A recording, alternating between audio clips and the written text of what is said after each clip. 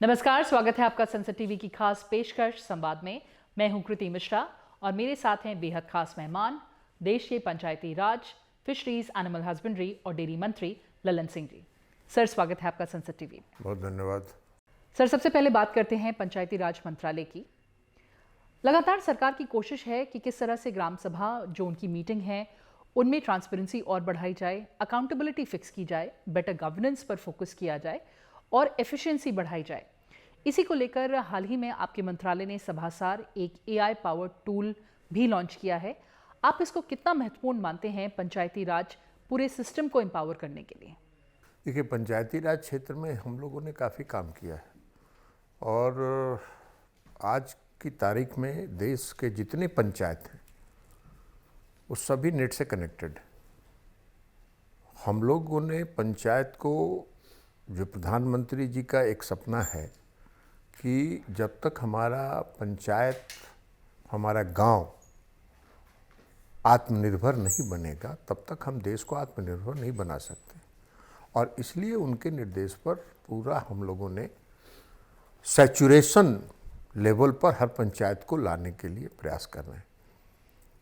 आज लगभग 98% पंचायतों में पंचायत भवन बन गया। उनको कंप्यूटर के लिए भी हम लोग सहायता देते हैं राज्य सरकार को। वैसे पंचायत पूरा पंचायती राज राज्य का विषय है, हम राज्यों को देते हैं और जो वित्त आयोग की अनुशंसा पर जो हम लोगों को राशि मिलती है वो हम राज्यों को स्थानांतरित कर देते हैं। उसका भी एक फार्मूला तय है।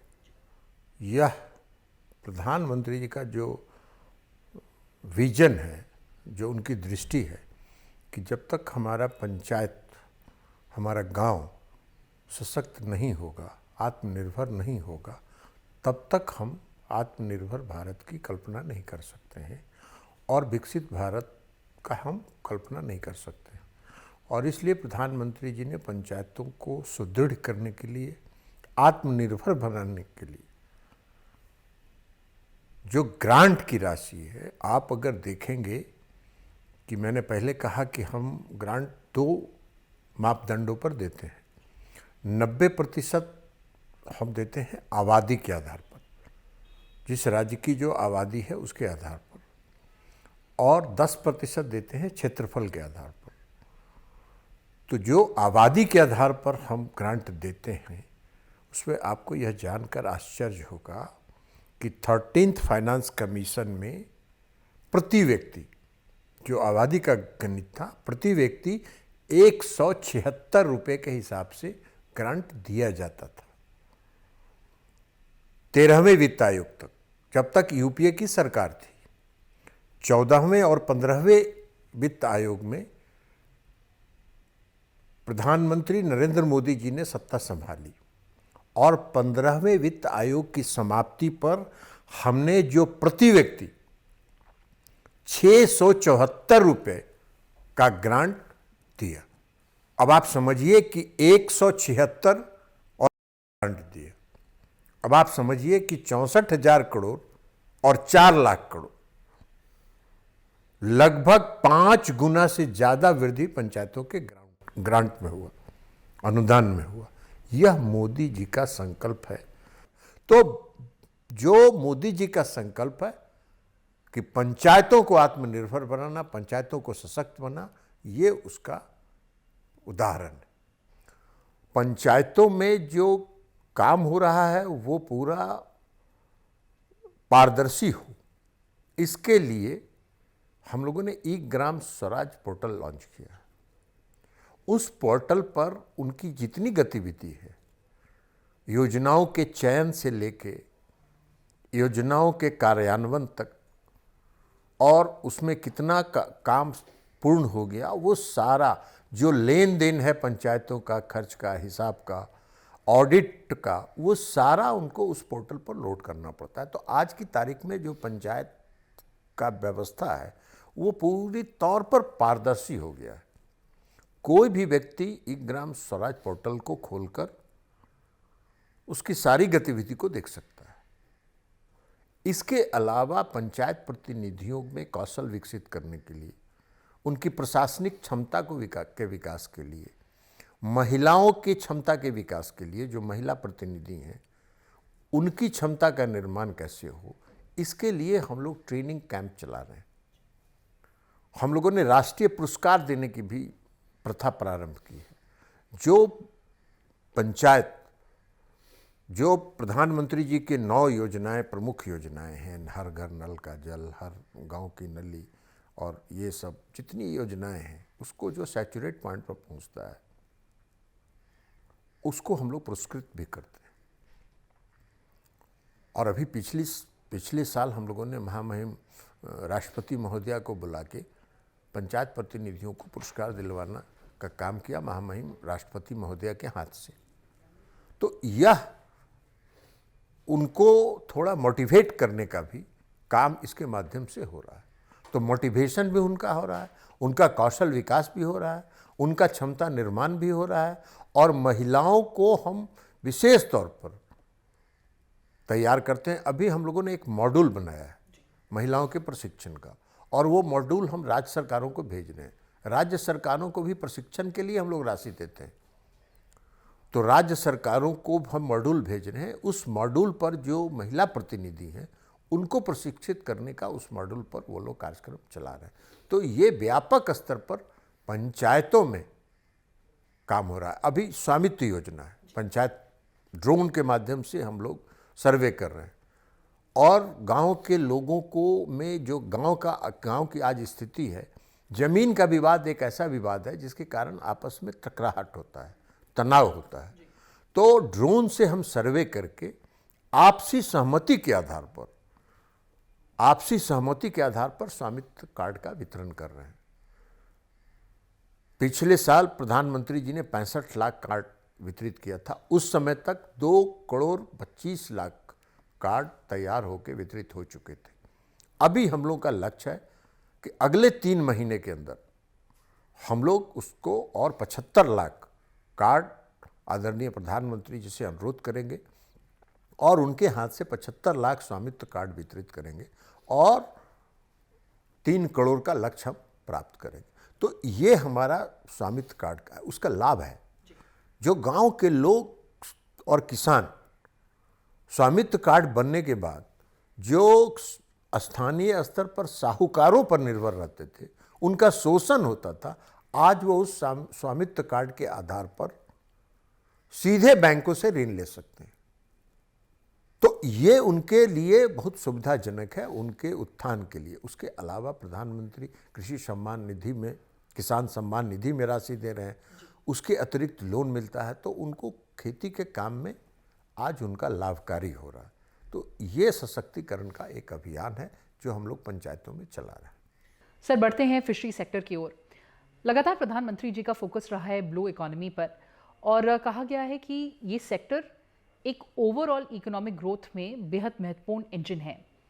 अगर फिश प्रोडक्शन की बात करें तो हम 3rd लार्जेस्ट फिश प्रोड्यूसर हैं, 2nd लार्जेस्ट एक्वाकल्चर नेशन है, श्रिम्प का प्रोडक्शन सबसे ज़्यादा हमारे यहाँ होता है।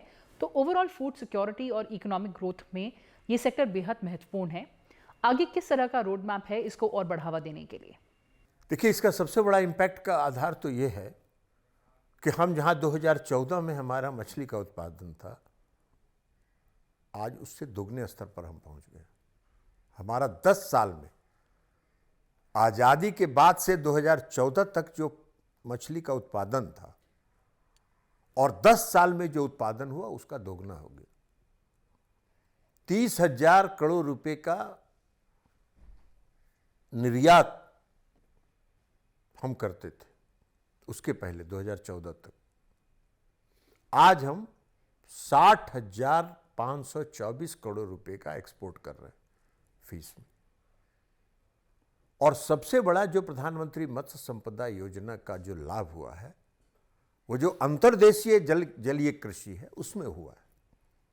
आज जो हमारा टोटल फिश प्रोडक्शन है लगभग 195 लाख टन, और उसमें हमारा जो अंतर्देशीय है, इनलैंड फिशिंग जिसको कहते हैं, उसका है 148 लाख टन कंट्रीब्यूशन। कोस्टल इलाके से मात्र हम 47-48 लाख टन ही करते हैं। लेकिन हम जो एक्सपोर्ट करते हैं उसमें जो कोस्टल फिशिंग है उसका कंट्रीब्यूशन है 99%। हम इनलैंड फिशिंग से अभी एक्सपोर्ट की तरफ नहीं बढ़ रहे हैं, लेकिन प्रधानमंत्री ये सारा जो इनलैंड फिशिंग का जो प्रोडक्शन बढ़ा है, और हम लोग अभी काम कर रहे हैं सस्टेनेबल फिशिंग पर, हम लोग जो टेक्नोलॉजी पर ध्यान दे रहे हैं, हम एक्वाकल्चर बढ़ा रहे हैं, हम सीवीड कल्टीवेशन को बढ़ा रहे हैं। तो ये सारा प्रधानमंत्री जगह जगह हमने फिश लैंडिंग सेंटर्स बनाया, हार्बर्स बनाए, उसका लाभ हो रहा है। फिश मार्केट्स के लिए ग्रामीण इलाकों में हम फिश मार्केट्स बनाने के लिए भी पैसा प्रधानमंत्री मत्स्य संपदा योजना में और FIDF में, फिशरी इंफ्रास्ट्रक्चर डेवलपमेंट फंड जो है, उसमें हम योगदान उनको दे रहे हैं। तो इसका लाभ बहुत बड़ा फिशिंग सेक्टर में हुआ। आज ICAR का जो रिसर्च है, वो रिसर्च कई तरह के रिसर्च हैं जो बहुत लाभकारी हुए। आज ICAR के रिसर्च के मुताबिक एक पौंड में आप विभिन्न प्रजातियों के 4 तरह की मछलियों का उत्पादन एक तालाब के अंदर आप कर सकते हैं, जो अलग अलग सतहों पर मछलियां रहने वाली है, उनका उत्पादन हो रहा है। तो वो 4 गुना बढ़ जाएगा आमदनी जो फिश फार्मर्स हैं उनका। तो ये टेक्नोलॉजी को हम लोग किसानों तक, जो फिश फार्मर्स हैं उन तक अच्छे क्वालिटी का बीज मिले, उसके लिए जगह जगह ब्रूड बैंक्स बना रहे हैं। तो ये सारा काम हम लोग प्रधानमंत्री मत्स्य संपदा योजना के तहत हम लोगों ने किया है, और उसका लाभ, क्योंकि प्रधानमंत्री जी ने 2014 में सत्ता संभालने के बाद से कई योजनाएं चलाई। पहले ब्लू रिवॉल्यूशन उन्होंने प्रारंभ किया, उसके बाद FIDF उन्होंने लॉन्च किया ताकि उसको जो एंटरप्रेन्योर्स हैं उनको भी सुविधा हो। उसके बाद फिर उन्होंने PMS प्रधानमंत्री मत्स्य संपदा योजना चलाई। अब प्रधानमंत्री मत्स्य संपदा योजना के तहत सह योजना भी बना है, उससे हम एंटरप्रेन्योर्स को फाइनेंस कर रहे हैं, उसको लाभान्वित कर रहे हैं। हमने पोर्टल बनाया है ताकि जो फिश फार्मर्स हैं उनका इंडिविजुअल रजिस्ट्रेशन उस पोर्टल पर हो। तो ये सारा काम कर रहे हैं ताकि वो ऑर्गेनाइज सेक्टर में, संगठित क्षेत्र में आ सके, उनको लाभ मिल सके। किसान क्रेडिट कार्ड की सुविधा है, उनकी इंश्योरेंस की सुविधा है। जो समुद्री इलाके में जो मछुआरे जाते हैं उनके सुरक्षा के लिए ट्रांसपॉन्डर्स, हमने 1 लाख ट्रांसपॉन्डर्स हम बांट रहे हैं अलग अलग गांव में। जो कोस्टल इलाके हैं, कोस्टल रेसिलिएंट विलेज का निर्माण कर रहे हैं। 100 अभी गांव को हम लोगों ने सेलेक्ट किया है, और उसके लिए नेशनल फिशरी डेवलपमेंट बोर्ड जो है उसको हम लोगों ने नोडल एजेंसी बनाया। तो इस तरह से हम लोग चारों तरफ से उसमें कर रहे हैं।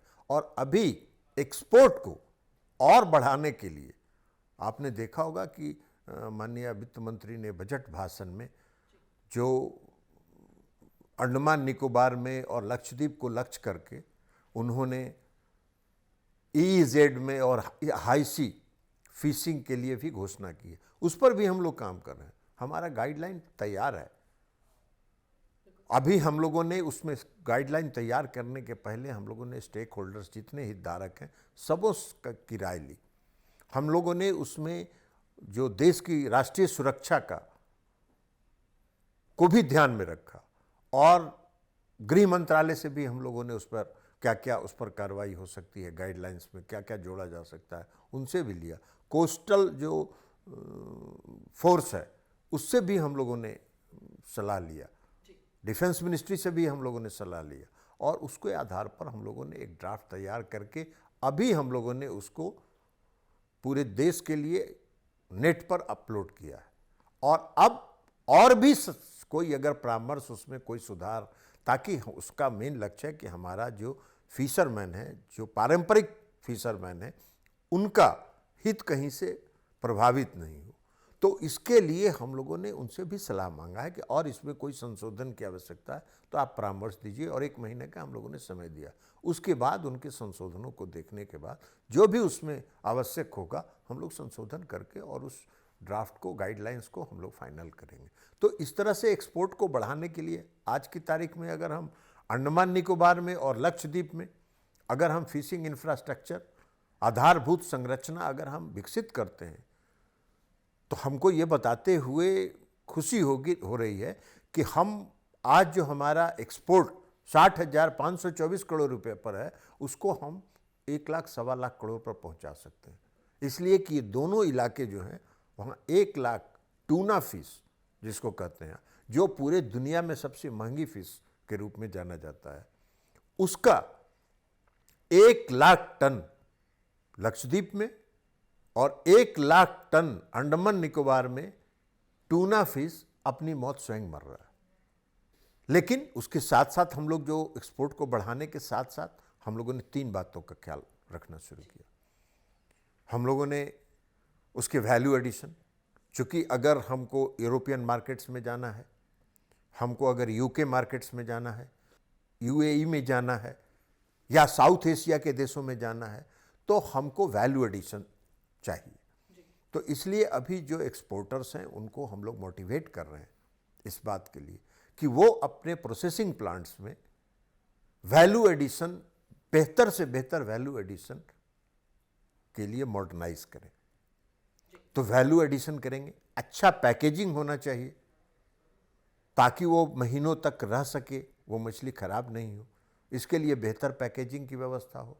और सर्टिफिकेशन, जो मछलियां हैं उनको बेहतर सर्टिफिकेट्स के साथ हम विदेशों में भेजें ताकि वो वहाँ खरीदारी में हमको मार्केट तलाशने में कोई परेशानी नहीं हो। तो ये सारा काम अभी हम लोग कर रहे हैं, जो अगले 3 महीने में हम लोग का लक्ष्य है कि इसको हम लोग पूरा करेंगे। और आदरणीय प्रधानमंत्री जी ने भी ये कहा है कि 100 दिन का टारगेट हर विभाग को फिक्स करना चाहिए और उसके आधार पर हम लोग 100 दिन का टारगेट फिक्स कर रहे हैं। सर, बात करते हैं डेयरी सेक्टर की। एक नया रेवोल्यूशन देखने को मिल रहा है कि किस तरह से स्टार्टअप्स डेयरी सेक्टर को रेवोल्यूशनाइज कर रहे हैं। हमने देखा है कि बहुत सारे डेयरी टेक स्टार्टअप्स हैं जो D2C हैं और साथ ही साथ इनोवेशन पर बहुत ध्यान दे रहे हैं। तो कहा जा सकता है कि वाइट रेवोल्यूशन 2.0 आगे ये स्टार्टअप्स बढ़ा रहे हैं। क्या मैसेज है आपका उन स्टार्टअप्स के लिए? देखिए, स्टार्टअप्स जो नए आ रहे हैं डेयरी सेक्टर में, आज जो मिल्क सेक्टर का सबसे बड़ा जो आप कहिए कि उसका जो माइनस पॉइंट है वो है कि मिल्क सेक्टर में बड़ा हिस्सा जो है वो असंगठित क्षेत्र में, और असंगठित क्षेत्र में रहने के कारण किसानों को उसका लाभ पूरा नहीं मिल पाता है और उसमें कई तरह की एडल्ट्रेशन की शिकायत होती है। अगर डेयरी का जो इंडस्ट्रीज है स्टार्टअप्स में अगर विकसित हो रहा है और डेयरी विकसित हो रहा है तो उससे हम असंगठित क्षेत्र को संगठित क्षेत्र में ला रहे हैं, क्योंकि हर डेयरी प्लांट्स जो है वो किसानों को अपने डेयरी प्लांट्स के साथ जोड़ती है और उनका दूध खरीदती है, और उनका दूध खरीदने के बाद उनको जो पहले इंडिविजुअल्स को दूध बेचने में जो आमदनी होती थी उससे ज़्यादा पैसा मिल रहा है। तो इसका लाभ किसानों तक भी हो रहा है और हमारा स्टार्टअप्स भी बढ़ रहा है। हमारा जो मिल्क सेक्टर है वो असंगठित क्षेत्र से संगठित क्षेत्र में आ रहा है। हम आपको एक उदाहरण देना चाहते हैं। बनारस में एक डेयरी प्लांट था बहुत पहले। 2022 में नेशनल डेयरी डेवलपमेंट बोर्ड ने उस प्लांट को टेक ओवर किया, और जब नेशनल डेयरी डेवलपमेंट बोर्ड ने उस प्लांट को टेक ओवर किया तो उस समय उस डेयरी प्लांट का पर डे 13,000 लीटर दूध का कलेक्शन था, और अभी 3 साल के अंदर अब उस डेयरी प्लांट का कलेक्शन हो गया है लगभग 2.5 लाख लीटर। ये परिवर्तन आया। मैं वहां खुद गया था। मैंने वहाँ के जो डेयरी फार्मर्स एसोसिएशन जो है गांव में, जो कोऑपरेटिव सोसाइटी है, उनके लोगों के साथ 2.5 घंटे तक इंटरेक्ट किया और उनका जो अनुभव है वो हमने सुना। उन्होंने कहा कि पहले हमारे यहाँ गांव में एक आदमी 2 पशु को पालता था, आज हम इतना उत्साहित हो गए हैं कि एक एक आदमी के घर में 7-7, 8-8 पशु हमने लिया है। जिस दूध का कीमत हमको पहले 27-28 रुपये लीटर मिलता था, वो आज हम 32-34 रुपये लीटर दूध का कीमत पा रहे हैं। और सिर्फ दूध का कीमत नहीं, एनडीडीबी ने उस डेयरी प्लांट के अंदर बायोगैस का एक प्लांट लगाया और उस बायोगैस के प्लांट को चलाने के लिए उन सभी गांव से और कोऑपरेटिव सोसाइटीज के माध्यम से गांव में जो गोबर होता है उसको भी कलेक्ट करके वो लाके वहाँ दे रहे हैं। उसका भी कीमत किसानों को मिल रहा है। तो गोबर का भी कीमत मिल रहा है, दूध की भी आमदनी बढ़ रही है। इससे वहाँ किसान खुशहाल हो रहे हैं, जो पशुपालक हैं वो खुशहाल हो रहे हैं। और इसलिए उन्होंने अपने पशुपालन को और आगे बढ़ाया है। नेशनल डेयरी डेवलपमेंट बोर्ड अभी जिन 4 जिलों में काम कर रही है, उसका विस्तार अलग अलग अन्य जिलों में भी कर रही है। और उसके साथ साथ अपने डेयरी प्रोसेसिंग प्लांट को भी, डेयरी प्लांट को भी कुछ ज़्यादा एक्सपैंड कर रही है, उसका विस्तार कर रही है, ताकि ज़्यादा दूध को प्रोसेस करने की क्षमता विकसित हो सके। बिल्कुल सर, आपने अपने मंत्रालय के अचीवमेंट्स हमारे सामने रखे, ये जानकारी हमसे साझा की। बहुत बहुत धन्यवाद संसद टीवी से बात करने के लिए। धन्यवाद। नमस्कार।